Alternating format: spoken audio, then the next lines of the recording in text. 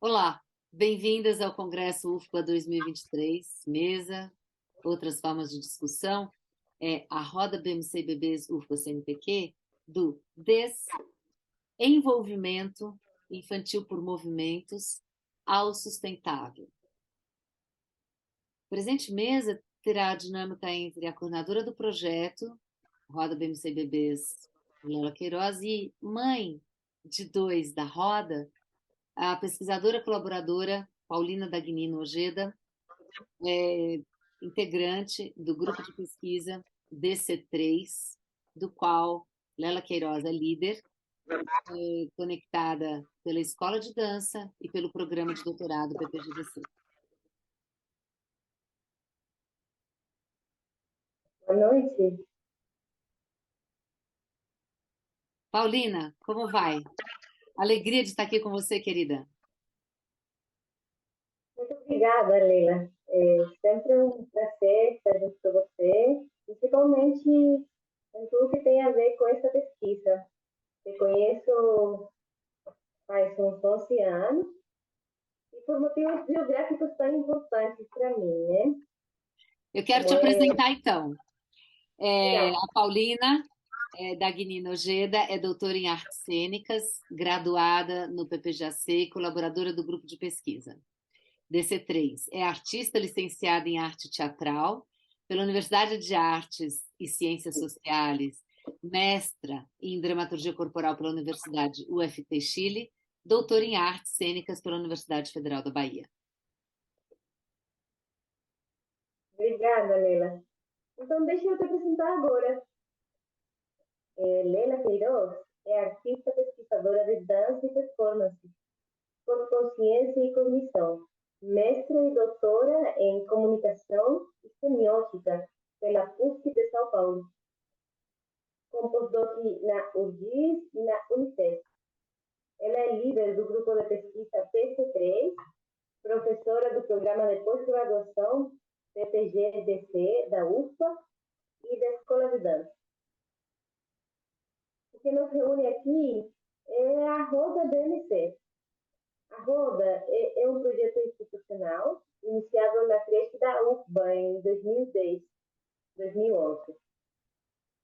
Foi intensificado entre pesquisa e extensão realizada na UFBA entre 2000 e 2015.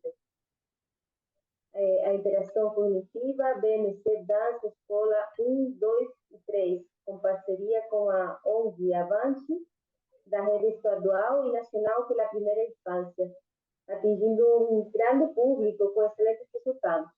Paulina, eu vou pedir para você corrigir a tela.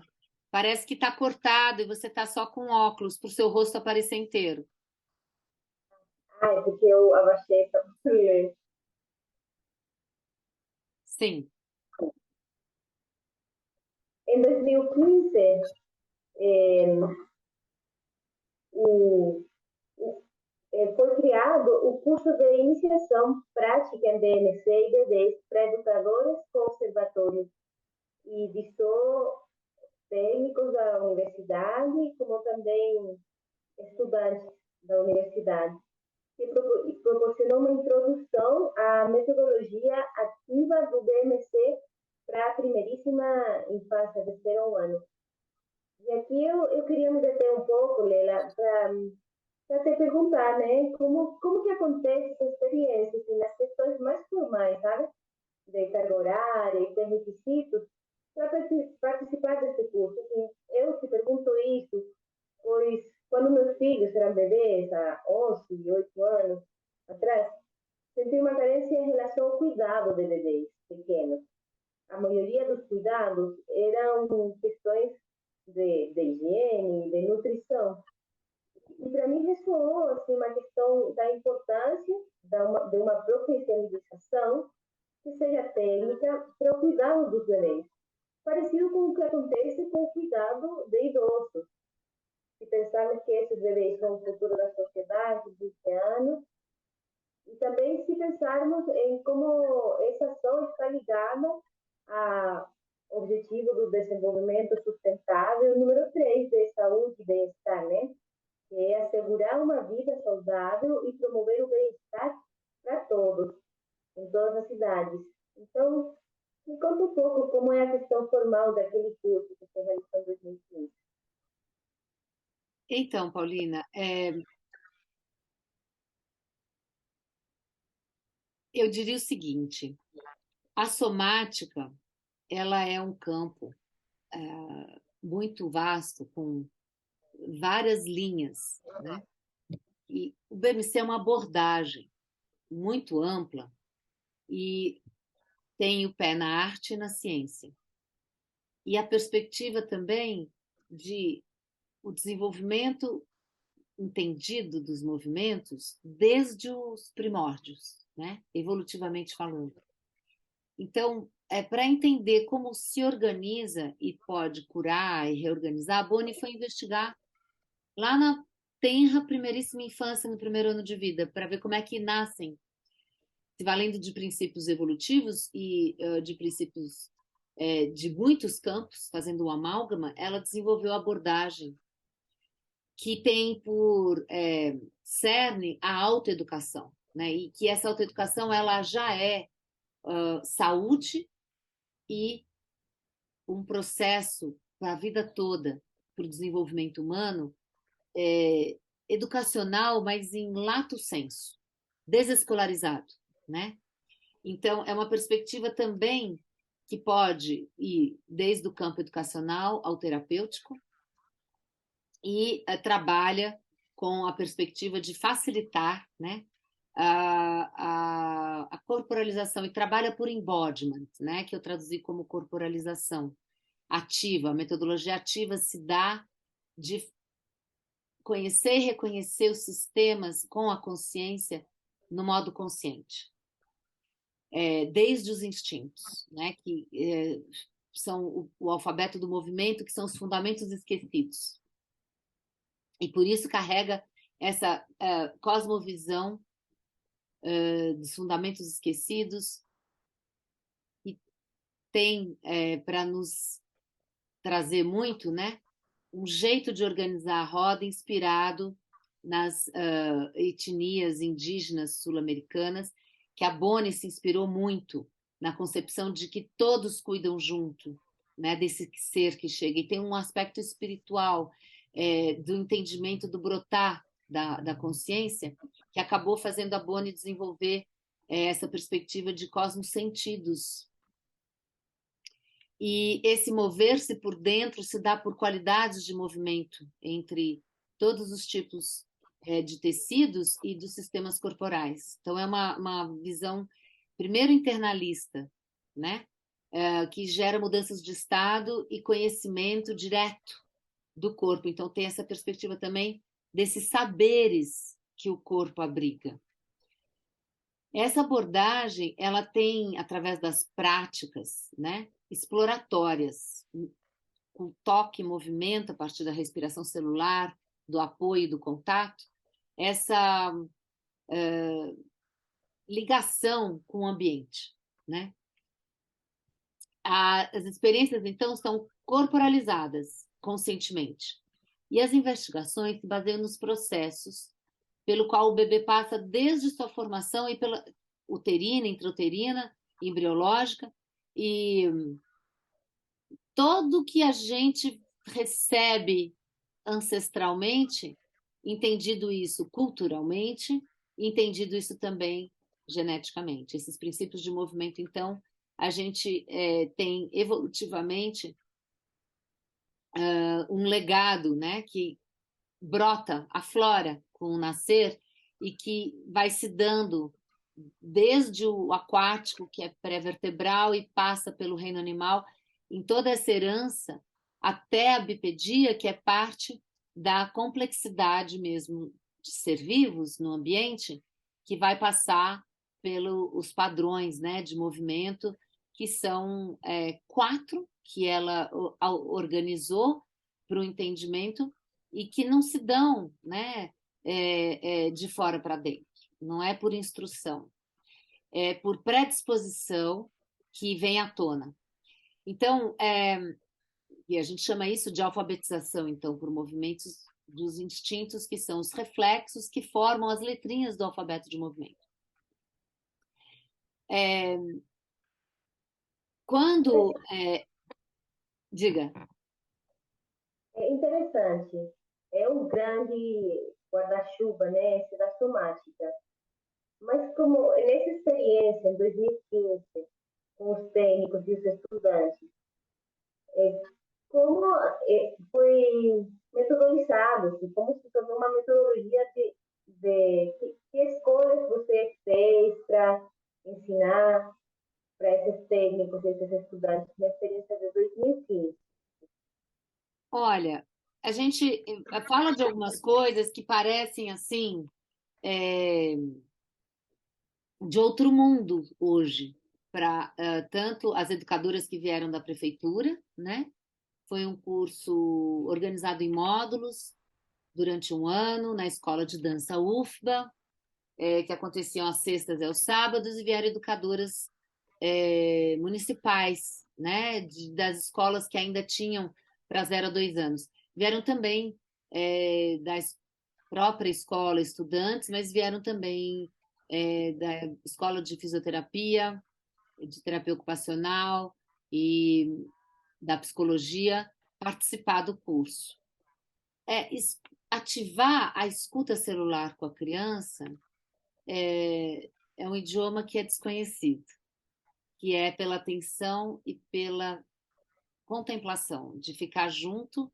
E aí tem um princípio zen budista que é de não ação, que é demorar um pouquinho mais para entender o que está acontecendo no universo da criança. Então a gente vai mudando a nossa posição de mente, ampliando a nossa percepção. A gente observar e aprender a ler os sinais de desconforto e de tensão na criança. A gente entender que a criança não veio ao mundo para ficar confinada num carrinho, num bercinho, num apetrecho, numa coisa vendida hoje como colocada para as jovens mulheres, mães e famílias como essenciais e que elas não podem viver sem. E pelo contrário, o BMC vai dizer: não deixe isso acontecer. É só um lugar de passagem, um carrinho para ir de um lugar para o outro, um deslocamento para fora de casa, para a casa da avó, ou no carro, ou num transporte público, mas não passa disso, mesmo sling. Não se tornar imobília, nada disso, né? É o mínimo, somente o necessário. A criança tem que ficar descalça, livre, quando já as funções feitas sem fralda, né? E descalços, e nunca pegar o bebê em pé, porque ela não está pronta, então a criança senta sozinha, evolutivamente a natureza prepara tudo isso. Então a gente tem que permitir que a natureza haja, né? Com espontaneidade e de maneira genuína, acompanhando, dando a proteção e alargando o círculo da criança, trazendo os estímulos que ela necessita de tempo em tempo para esses processos que vão acontecendo. Um reloginho evolutivo mesmo, tem ampulheta, só que ela é oculta, né? E invisível. A gente entende que todo mundo que fica em contato com a criança é um agente, né? E a gente trabalha com o princípio: primeiro a criança tem que estar bem, confortável nela mesma, se sentindo bem, aí ela tem curiosidade. E aí a gente vai, né, trazer e prestar muita atenção nos sons emitidos pela criança. Então, trouxe alguns elementos aí para você. Muito interessante, Leila, a questão que você fala da ansiedade, sabe? Eu vejo na tua fala em três níveis, né? Manifestar a natureza, permitir que a natureza da criança se manifeste e versus, né, a ansiedade que gera o consumismo hoje em dia, né? A gente corre todo dia atrás de ter nosso pão, nosso ganha-pão, quando vem os filhos, esse ganha-pão vai muito investido no desenvolvimento dos filhos, e o mercado se aproveita daquilo, né, gerando uma série de apetrechos que parecem que vão dar conforto para nossos filhos, que é tudo que a gente quer, né? E a gente tem algumas coisas assim, como sociedade, né, é, meio erradas, assim, que é essa questão do conforto ser uma coisa assim, positiva, né? Não é que eu queira colocar a questão do desconforto, sabe? Mas essa situação de conforto está sendo uma armadilha armadilha para nós como sociedade. A correr atrás do conforto está nos enchendo de lixo, está nos enchendo de plástico, está nos tirando de nossa mobilidade como seres humanos. E isso com os bebês, né? E isso também traduzido a essa ansiedade que muitos pais e famílias sentem por comprar, né? Aqueles adereços que vem com o bebê, né? E que tira o foco e o tempo de partilha honesta desses familiares com os bebês. É muito incutido, Paulina, ser provedores. Cuidar o tempo todo da criança, não é ficar junto dela.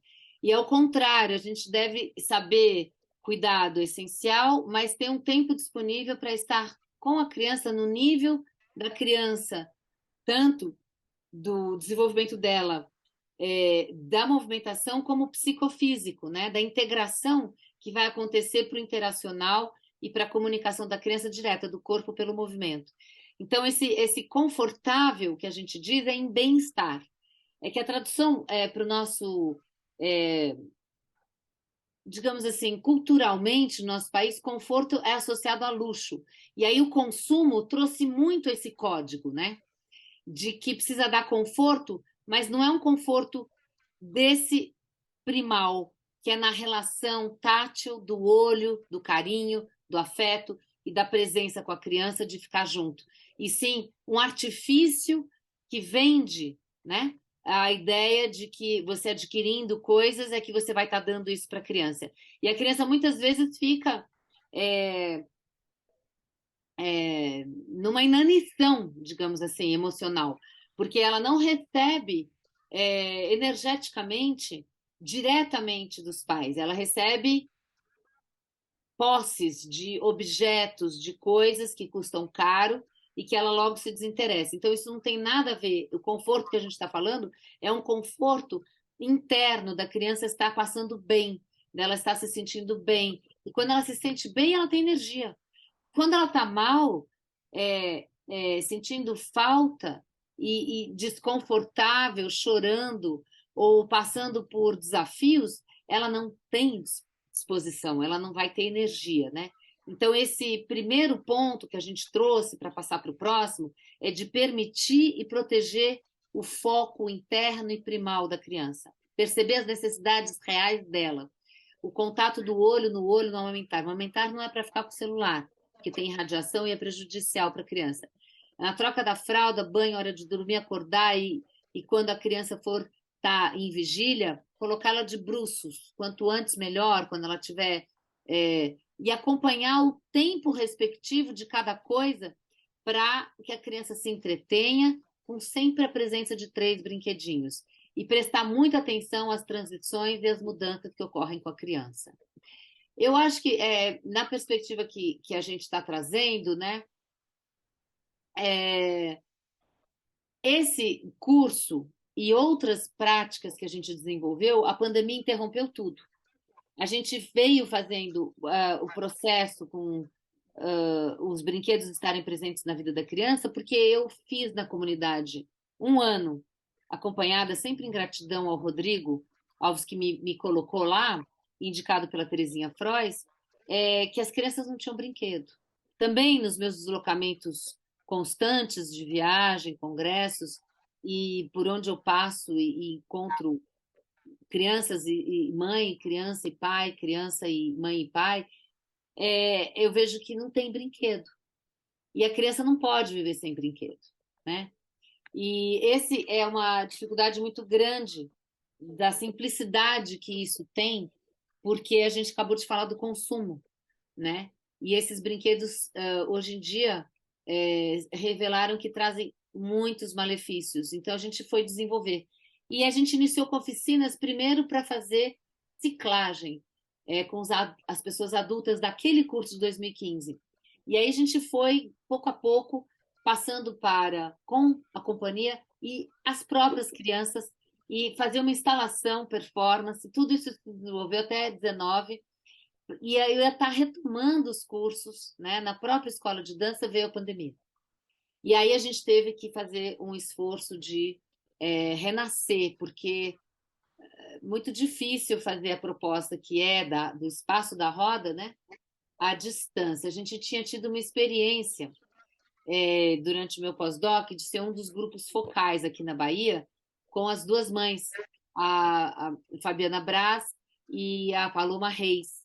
E foi muito importante essa experiência, foi antes da pandemia e foi à distância, mas foi um momento que a gente entrou na intimidade desses bebês na casa delas. Eu nunca imaginei que fosse ter pandemia.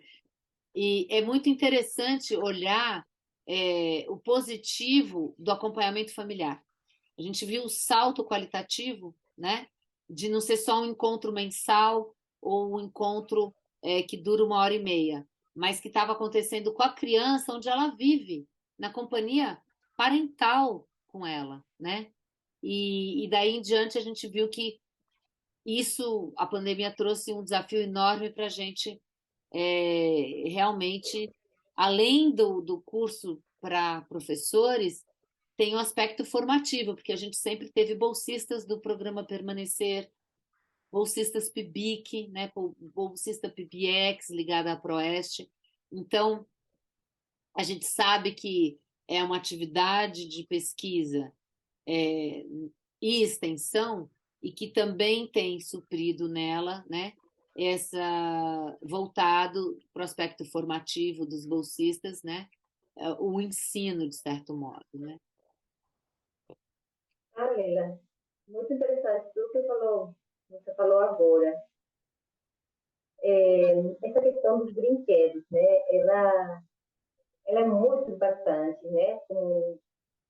Descobrir que os brinquedos eles são maléficos. Eu queria assim, que brevemente, não vamos dar muito espaço para essa questão maléfica, mas assim, que você nos dissesse assim, quais são os danos que você tem pesquisado e reconhecido nessa caminhada dos brinquedos comuns que a gente, brinquedos industriais, vamos chamar isso assim.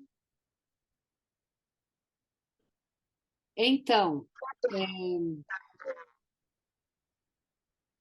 Paulina, a gente tem, no meio da pandemia, um edital que o Fundo Baobá,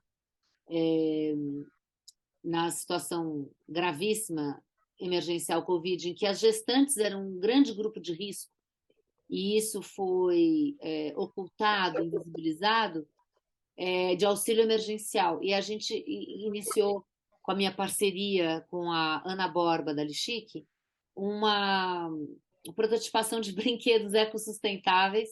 E aí a gente tomou contato com uma pesquisa feita na UFSCar, que foi revelada no meio da pandemia, né? E foi encomendada pelo Instituto Ana e o programa Criança e Consumo, e a gente analisou, né, a, o que foi publicado dessa pesquisa, chama Infância Plastificada, né? Então, o grande drama é que as crianças já estão, por confinamento, como a gente disse, com apetrechos que se tornam móveis, e a criança fica dentro dessas mobílias. Então, isso é muito maléfico para elas, porque elas têm que ter movimentação livre, liberdade de movimentos e explorar o espaço, porque o desenvolvimento cognitivo no cérebro vai acontecendo com a mudança de níveis. E cognitivamente a criança precisa estar acompanhada desses brinquedos, porque os brinquedos, segundo a Lídia Ortelli, são extensões do corpo da criança e são mediadores para o desenvolvimento dela. Então eu explorei muito essa perspectiva no pós-doc. E a publicidade infantil tem um impacto muito forte sobre a criança. E esses brinquedos, cada vez mais caprichados, eles têm elementos que passaram do polietileno e do próprio pileno para uma sopa de plásticos. E esses cheiros e a maleabilidade desses emborrachados, a pesquisa revelou que são altamente tóxicas. A criança põe tudo na boca e tem que pôr mesmo, porque faz parte do modo como ela vai descobrindo o mundo. Afinal, nós dizemos no BMC que a boca substitui o cordão umbilical, e o alimento vinha pelo cordão umbilical, e agora vem pelo bico no amamentar. Então, a criança instintivamente traz tudo para essa região, do mesmo modo como o cordão umbilical levava tudo para a criança de nutrição. Então, o que eu queria falar da gravidade, né, é que, ao mesmo tempo que a saúde da criança está implicada, podendo levar a doenças degenerativas, terminais ou oportunistas, né? E de uma gravidade maior do que a gente imagina, incluídas nessas o câncer. Esses brinquedos, a pesquisa comprovou que eles não podem ser reciclados. Então, assim, nós vemos na Mostra Ecofalante de Cinema, que é de filmes ambientais, contemporâneos e mundiais, e nacionais também, tem coisas muito interessantes, mas internacionais muito premiados, denúncias de que o nosso país está mergulhado em lixo, né? E não tem para onde esse lixo ir, fica nos mares, nas beiras das praias, nos lixões, nos aterros ao céu aberto, no meio da praça, da rua, se avolumando e acumulativamente, não tem reciclagem e nem como a natureza. Esse é o problema, né? Que a natureza, ela não desperdiça nada, usa tudo que tem e tudo devolve para a natureza. E nós, humanos, né, no Capitoloceno, que está sendo chamado assim, não é nem mais antropoceno, criamos, ou somos vítimas das grandes empresas terem criado um acúmulo sem fim que não dilui, não dissolve, não desaparece e não traz elementos de matéria-prima para a natureza. Pelo contrário, né? Os estudos são mais antigos do que esse. Tem coisas plásticas que demoram 400 anos, né? E não tem fim. Então, tem a gravidade para a saúde humana, tem a gravidade para a natureza e para o nível de poluição, e tem a gravidade da insatisfação da criança, porque a gente tem dois problemas sérios na infância, que é o déficit de atenção e hiperatividade, ou chamados transtornos TDAH, e da medicamentalização e medicalização infantil na educação e fora dela, né, na sociedade, devido a esses transtornos, que podem ser evitados, podem ser inibidos nessa questão. Se a gente mobiliza os encaminhamentos para que a criança se desenvolva plenamente, cognitivamente, com saúde, a gente inibe esses transtornos, né, na raiz. Então, a gente tem acompanhado também a problemática dos tablets e computadores e celulares e as irradiações. A criança é uma esponja, ela é um campo vibracional e de energia e de ressonância, ela capta tudo que está no ambiente dos pais, em casa, na família. Ela não tem meios para expressar e se comunicar ainda, mas ela absorve tudo como uma esponja. Então, a gente recomenda que os celulares fiquem em modo avião, fiquem bem distantes da criança, pelo menos até 3 anos, de 1,5 metro a 2, né? Por conta das irradiações que também os lobbies não permitem que as pesquisas sejam veiculadas e que seja de conhecimento público. Mas a gente tem algumas informações, sim, que foram reveladas, né? As crianças pedem o consumo porque elas ficam horas a fios na frente da televisão. Então, a gente vê nos países ocidentais que, a partir de 2 anos de idade, crianças estão ficando mais de 3 horas, né? E isso impacta mais do que 25% do tempo delas em vigília, que elas poderiam estar descobrindo, interessadas, brincando, e esse empobrecimento repertorial é maléfico e prejudicial a elas. As crianças, os efeitos da propaganda atingem as crianças. Antes de falar e conhecer a sua própria voz, elas estão estridentemente numa poluição sonora dos jingles, dos desenhos animados, dos joguinhos, e dos brinquedos que têm barulhos estridentes e que têm sons artificiais, reproduzindo eles antes da própria voz. Então, isso também traz vários problemas para a fala e para a comunicação da criança.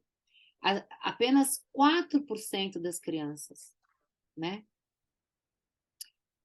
acreditam que as propagandas de TV falam a verdade. Elas têm uma consciência bem grande de que aquilo ali não é o caminho para se confiar.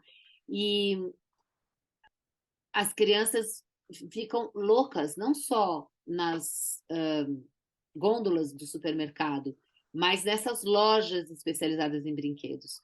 E esses cheiros tóxicos, né, desses emborrachados, quanto mais maleáveis e mais cheirosos, a gente tem que tirar completamente da presença da criança. Às vezes a gente entra num ambiente de loja e a gente sente um cheiro muito grande e afeta nós adultos também, né? Então é importante a gente saber disso, né? Que para a segurança da saúde da criança a gente precisa da segurança do brinquedo, mas não só da Imetro. É isso que é importante as pessoas tomarem consciência, tá bom?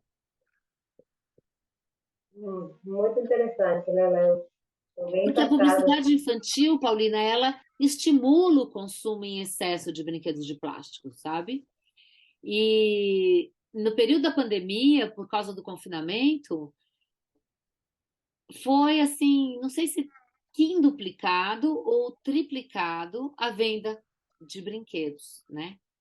Para o consumo durante a quarentena e o tempo de confinamento de lockdown.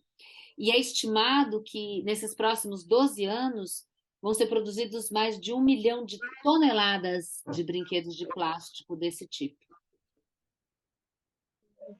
Cara, O mesmo, hein? que o planeta vai fazer com isso, né? E o mal que isso vai fazer para as crianças. Né? Para nós mesmos. Está totalmente desalinhado com o nosso ODS 12, né? Que fala do consumo e a produção responsável e de assegurar né? Uma produção sustentável e um desenvolvimento sustentável. E o que é engraçado, que no meu caso, né, eu tento, evito assim, esses canais de comunicação onde a mídia se faz presente na frente das minhas crianças, mas mesmo assim, eu tenho que procurar muito, muito, muito para achar os brinquedos. Hoje em dia eu já estou mais esperta, né, já com 11 anos no corpo, assim, porque sempre como você falou, o brinquedo é uma necessidade da criança, é um direito, né? Ou devia ser. E aí, muitas vezes eu vou pesquisar, o primeiro choque é assim, o quão especicistas são, né? Cada brinquedo, você tem brinquedo de menina, brinquedo de menino, tem a questão das cores, tem a questão do que ele está sugerindo que aquela pessoa faça, né? É uma questão heteronormativa bem forte. Depois, né, que as opções todas são plástico na indústria. Na indústria só encontra plástico, graças a Deus, ainda existe outra questão, e são os que realmente têm salvado as nossas ocasiões, assim, em que um aniversário, que ganha um brinquedo, ou outra ocasião especial, né, que ganha um brinquedo. E o mais engraçado desses brinquedos industriais é que quando as crianças recebem esses brinquedos, o que eles mais gostam? E aqui todo mundo que está escutando e que já viu isso vai concordar comigo. Eles gostam muito da caixa do brinquedo. Eu acho isso incrível, porque aí onde você vê a imaginação da criança, aí onde você vê a criança brincando, não somente interagindo com o objeto, né? A criança está sendo mil e um coisas em relação a uma caixa, né? Uma caixa que é um carro, que é uma nave, que é um quarto, que é várias coisas, que é um Uber hoje em dia, sabe? Não é mais um táxi. Que é uma televisão também, sabe? Um teatro. Isso é muito interessante. E na nossa Por isso pesquisa, que eles apostam muito nas embalagens, colocar cheiro, fazer emborrachados, e as embalagens viram lixo, mas as crianças se desinteressam rapidamente por um brinquedo monolítico, pesado e duro, não é do tamanho do corpo, não foi feito pensado nelas, foi pensado num modelo, né, numa modelagem de conhecimento pré-fabricada, né, de um parâmetro que é voltado a um objetivo do que a sociedade se transforme tecnológica. Então, é para atender outros interesses, né, que não o da criança. Então, é muito legal o que você está falando, eu queria adicionar nisso que a gente viu que a criança podia desenvolver o brinquedo, ela podia construir o brinquedo, o bebê. E a gente terminou, então, fazendo uma ocupação na biblioteca com a parceria que a gente tem no Crianças UFBA, que a Juliana Prates coordena, junto com a Adriana Ferres, e foi um sucesso incrível. Foram mais de 16 crianças, bebês e as famílias em volta. A gente criou o espaço da roda ali, mas a gente criou atividade de construção de brinquedos em que os bebês eram protagonistas da ação. E isso foi apaixonante, derreteu as pessoas, né? Porque ninguém imagina que a criança pode estar na ativa e protagonista de construção. E isso é o entendimento que vem de fundo do BMC, né? Um dos diferenciais, que a Boni foi terapeuta ocupacional. Então, a gente tem um aspecto dos brinquedos mediadores, eles serem ecossustentáveis, acompanhando as ODSs, né, que são 17, para que a gente chama de manejo sustentável, né? E de criar um futuro sustentável, porque o capitalismo é insustentável. Então, esses a gente chama de brinquedos mediadores de ecológicos, sustentáveis, do tamanho do corpo da criança. Então, se a criança está fazendo apreensão voluntária, é microscópico, é, a garrafa pequena de PET para fazer, para ficar desse tamanhinho, que é de acordo com o que a criança vai estar cognitivamente. Então, foi com esse cuidado e a pesquisa da engenheira, segurança desses brinquedos, e baixa tecnologia, porque a ideia era impacto zero meio ambiente, economia solidária, impacto zero no bolso dos casais que tem que gastar uma grana em fraldas e milhões de outras coisas para a criança. Então, para a gente reduzir o lixo, reduzir o custo e até poder servir de geração de renda, né, nas comunidades. Então, foi uma experiência maravilhosa, né? E a gente introduziu, então, para a roda a criança construir o brinquedo junto dos pais. Então, por exemplo, colocar semente dentro do chocalho grão, né? Sementes naturais. Para quê? Para fazer um chocalho não estridente, mas sons que emulam a natureza. E aí a gente foi se inspirar nas culturas originárias. Então, o chocalho grão lembra o som do pau de chuva, né? Que é indígena, sabe aquele comprido que faz assim.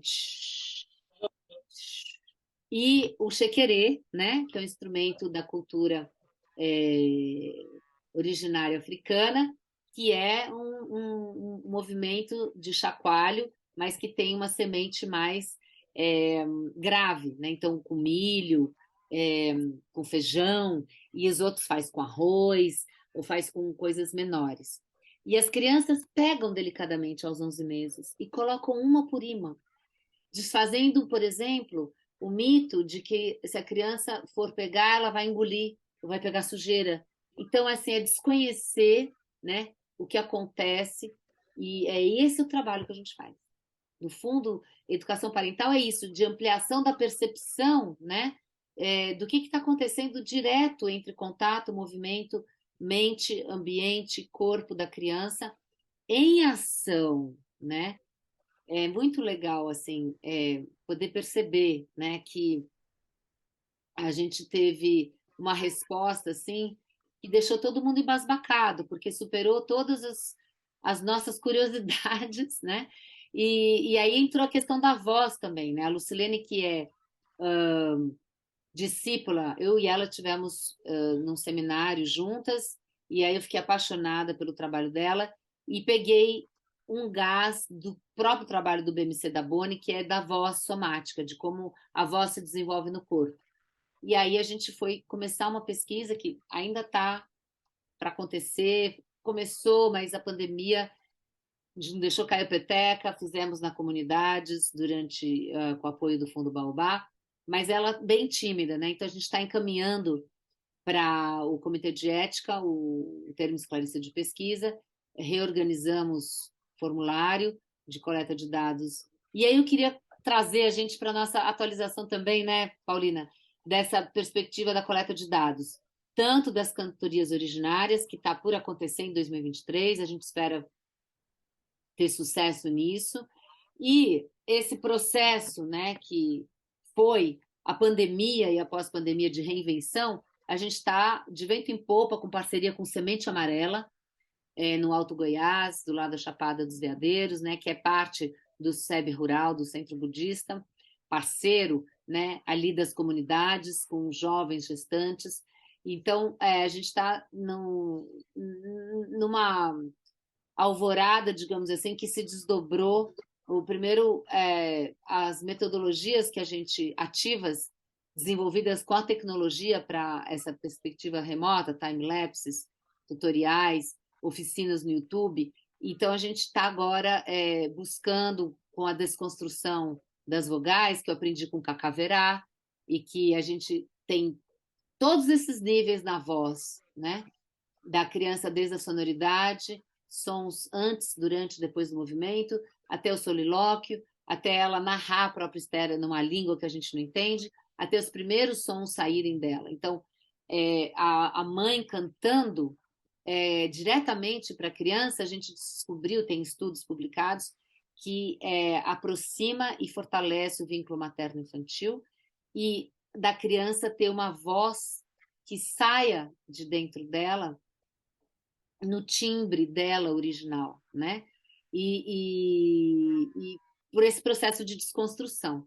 Então, eu queria trazer, né, Paulina, a importância assim das nossas conversas no grupo de pesquisa, que a gente tem você nos contando como é que são suas crianças hoje, né? Que tem 10 anos, a mais velha, a Mariana da Andréa, e o Raiô tem Aí eu tenho 8 anos. E o que o BMC, né, trouxe em todos os sentidos, né, porque a gente está pensando em bem viver. Então, sim, tem a alfabetização por movimentos, tem o desenvolvimento cognitivo integral e pleno, tem os padrões complexos, além dos padrões neurocelulares, esse desenvolvimento no cérebro, da periferia para o centro, nessa perspectiva de corpo-ambiente, tem tudo isso, mas tem mais, né? Que é a interação da criança, a estabilidade emocional, a confiança, o destemor, a noção de limite, né? A capacidade de se comunicar e de não ser autocentrada, de dar e receber. Tem toda uma série de implicações desse entendimento de mente estendida e cognição distribuída, né, que vem dos estudos persianos, mas vem também de outras fontes cognitivas aliadas à teoria ação dinamicista. Tem os estudos de Humberto Maturana e Francisco Varela. Tem várias, né, linhas da topologia ecológica, da enação, e outras enativas que trazem essa perspectiva, né? Que não é só corpo, ambiente, mas é natureza e cultura, né? E também espiritualidade, ancestralidade. E como é que são suas crianças hoje? E essa pesquisa que você então está coordenando, né? A coleta de dados com esse questionário que a gente vai soltar e também estamos levando para o Comitê de Ética, que é essa pesquisa longitudinal, né? Depois que a criança saiu da roda, como você está introduzindo, né, essas perguntas, quais são as coisas que você está levando em conta a partir daquilo que você vê nas suas próprias crianças que saíram da roda. Mira, olha só, há 11 anos atrás, eu estava mãe de primeira viagem estrangeira na UFBA e estava me doutorando, estava bem no meu doutorado. Então, assim, eu encontrei minha oca na roda BMC, sabe? Encontrei o meu apoio para também sair dessa ilusão, né, do consumo. Há uma forte dominação mesmo, assim, em relação a quem a gente devia se tornar quando a família cresce, sabe?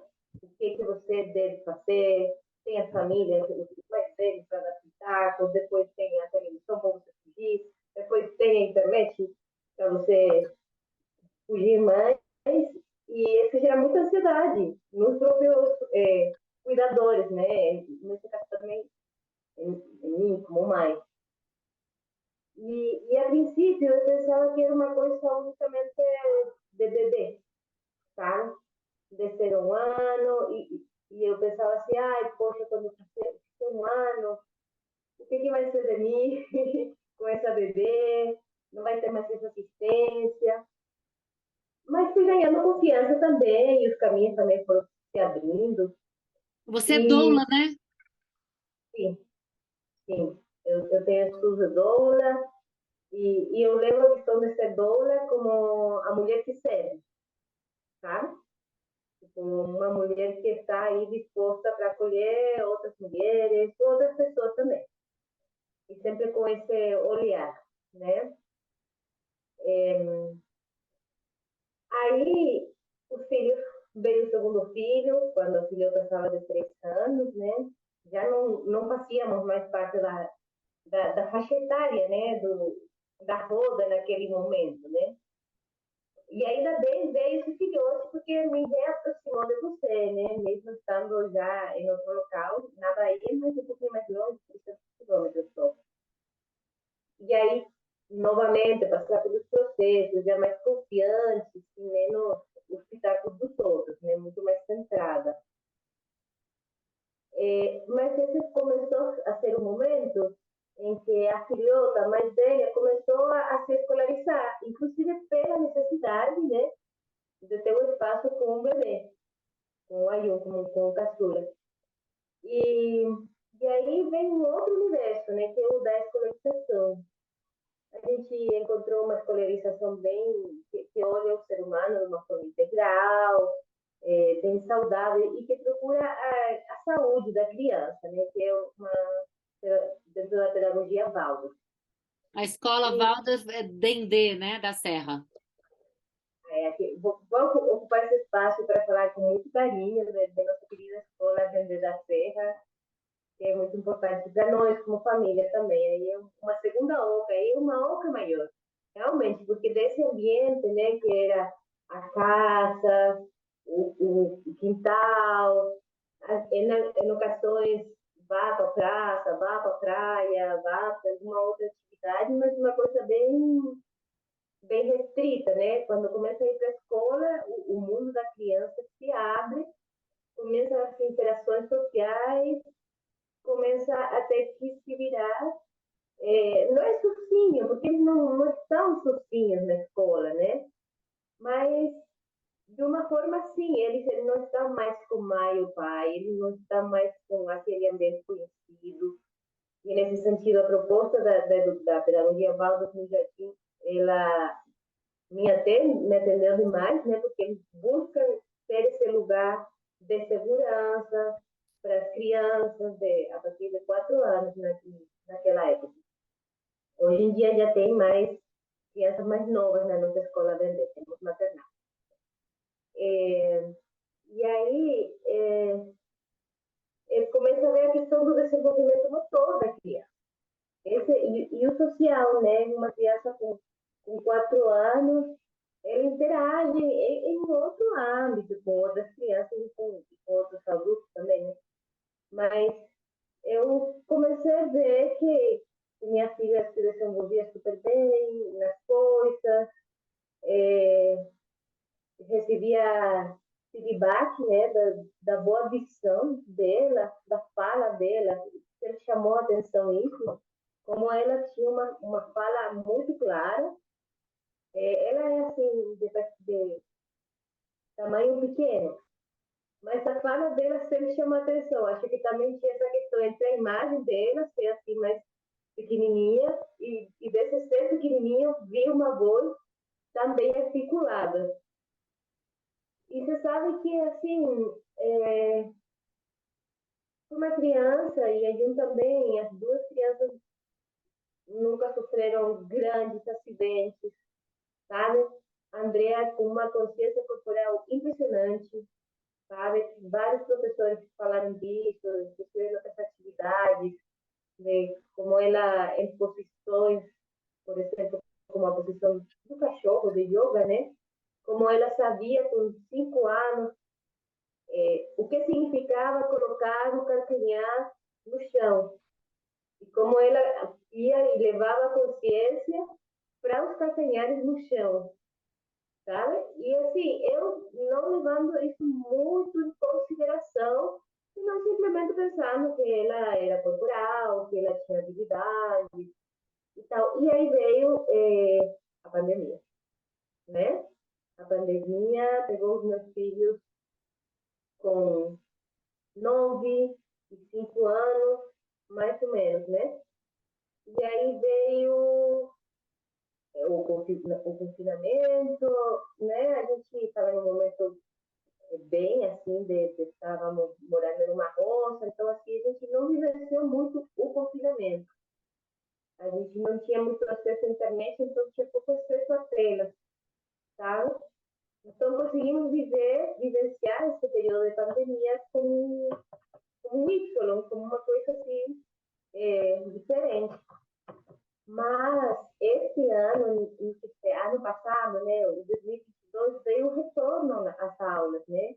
E esse reencontro de todas as crianças, o tão ansiado reencontro de todas as crianças na escola, né?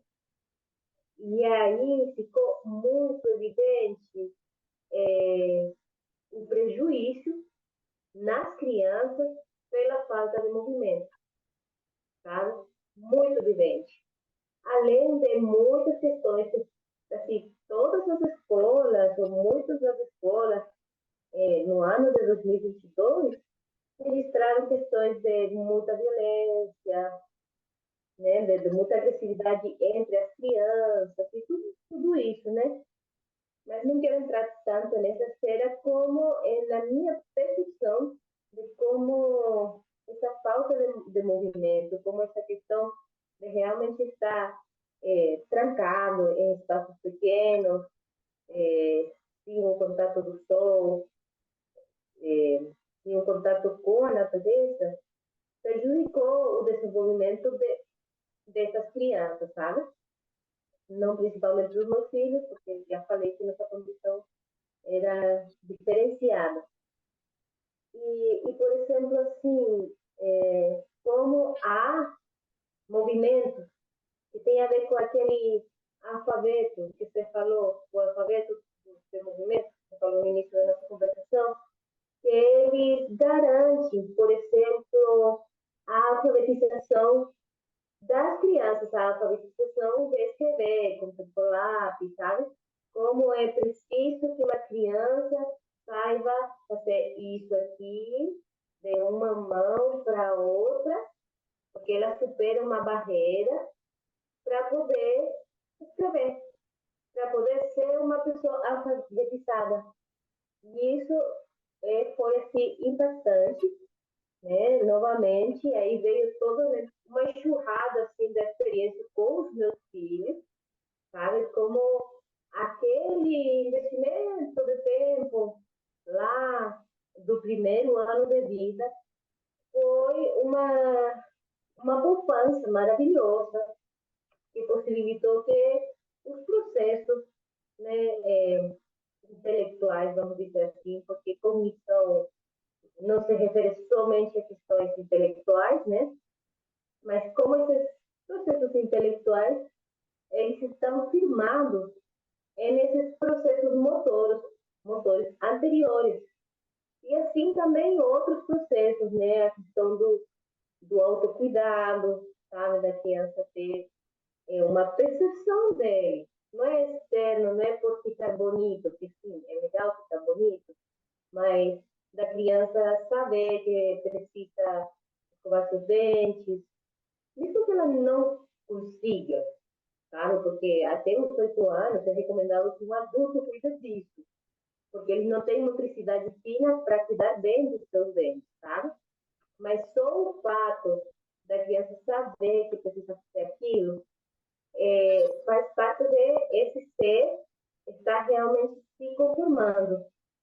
Então, nessa organização desse questionário, eu fui separando por algumas faixas etárias, mais ou menos desde 0 a 1 ano, buscar saber o que a criança, o bebê vivenciou, inclusive na questão do nascimento, porque como doula e com a experiência de nascimento dos meus filhos, vejo que há uma importância muito grande nesse processo e sem questionar também como as coisas acontecem, mas é importante saber.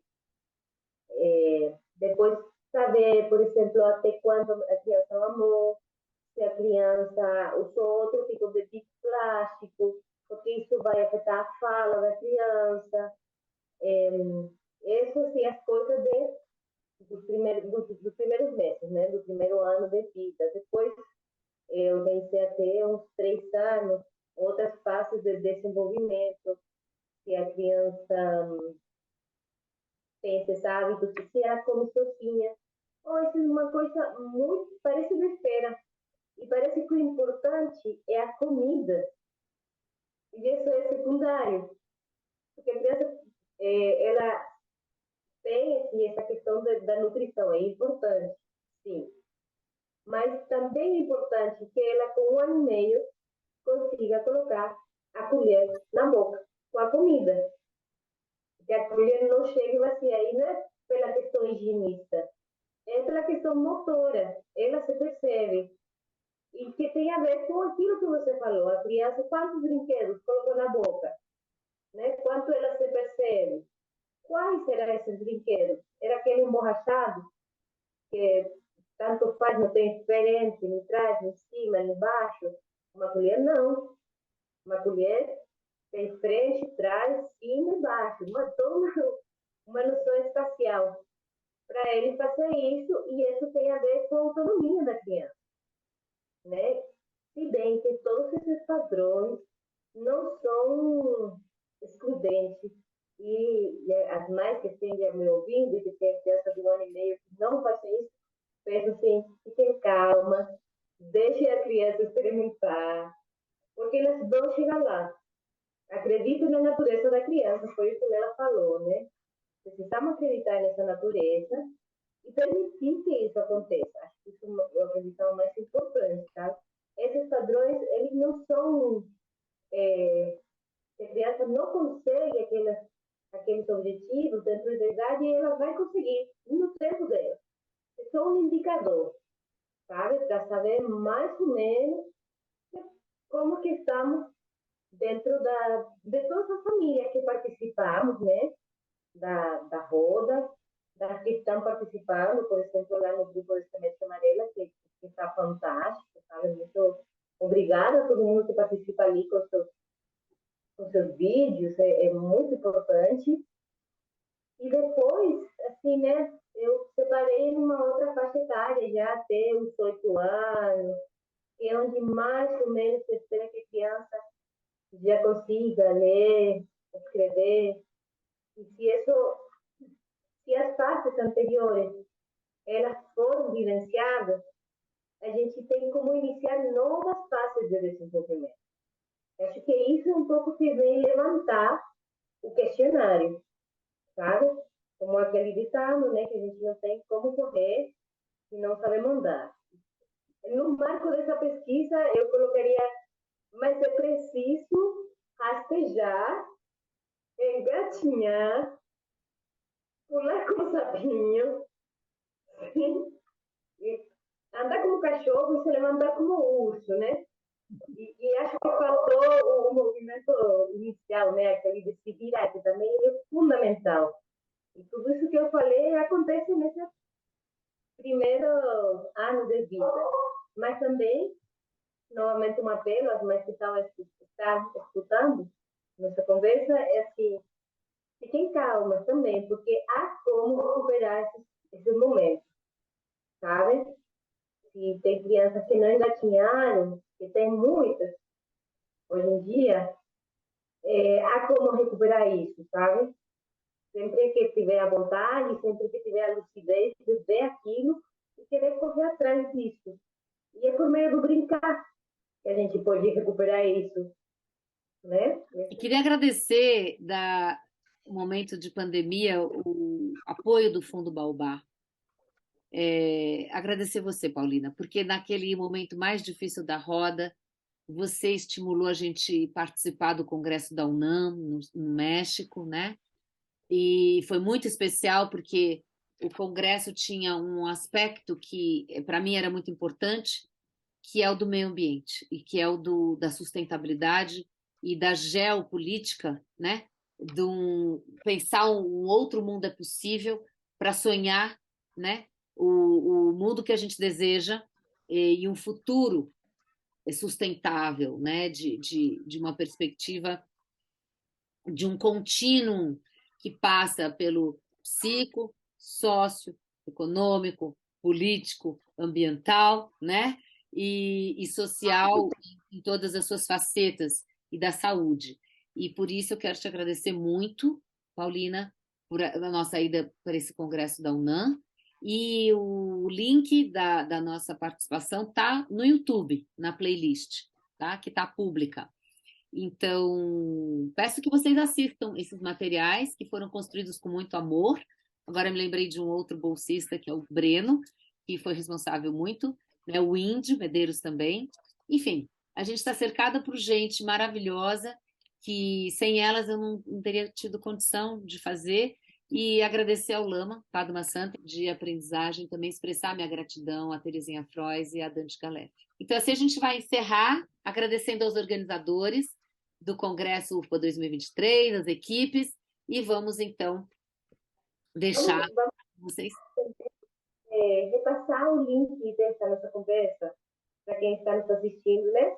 E que Uhum. assiste as outras mesas do Congresso da UVA 2023, que a UVA produz conhecimento muito bacana. Gratidão, Paulina. Tá, Léo?